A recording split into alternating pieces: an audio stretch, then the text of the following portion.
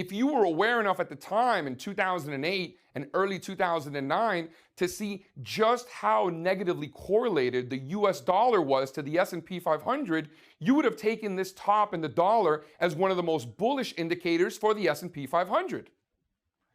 Here, we're taking a closer look at the higher high in the US dollar into March of 2009, which, as we just saw, had a bearish momentum divergence.